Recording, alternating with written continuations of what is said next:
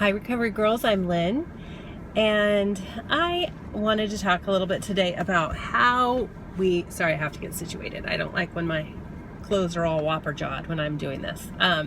Okay, so I wanted to talk to you a little bit about how who we share our stories with. In step 12, we're told to carry the message to other alcoholics, addicts, so on. But when it comes to our personal stories and what we share, I have heard a lot of things in meetings.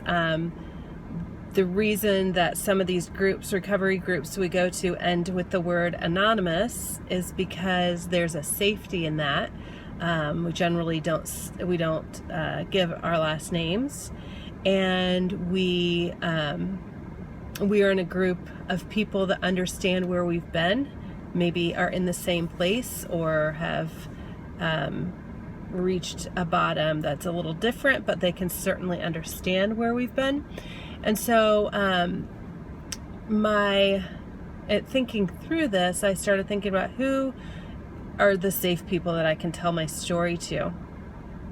And so I was thinking about my employer is probably not a safe, I work for great people, but it's not necessarily the place where I want to share my recovery journey. I surely would share anything in terms of principles with people that asked or needed help if they were coming to me at work.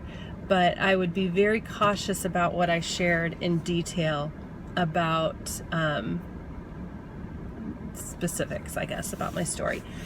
I also have been thinking a lot about what I share with my children, and I'm a big believer that we don't give our children more than they can carry, or I should say I'm not going to judge anybody else if they do, but I don't want to give my boys more than they can handle. There's a great analogy in the book The Hiding Place with Corrie ten Boom, where she's asking her dad what is going on with people coming into his watch shop, and he says, pick up, I can't remember, I'm probably going to really mess this up, and somebody out there is going to be like, that's not how the story goes. But the way I remember it is that there's a suitcase, and her dad says, can you pick that up? And I don't think she could pick it up because it was too heavy. It was full of stuff. And he said, just like that, I'm not going to give you something or information or a story that's going to be too much to carry. And so as I think through some of the things about what I want to share with my boys and my own journey, they know that I'm in recovery,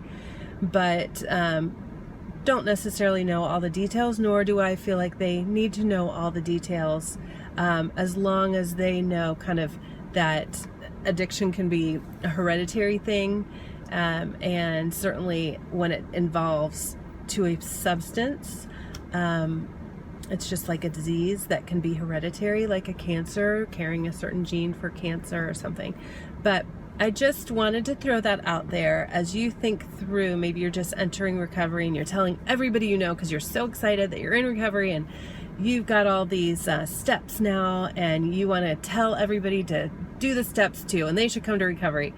Just be cautious, and I'm not saying hide, but I also would just caution you to make sure that the people you're telling are A, safe people, and B, if they're in your family, especially if they're children, making sure that they're old enough to be able to carry some of that baggage you might be telling them and not giving them too much. So again, I always suggest making friends in recovery and being able to share your story with those safe people. So I hope you're having a great day and enjoying summertime, and I pray that you will turn your life and your will over to the care of God and then watch for the miracles.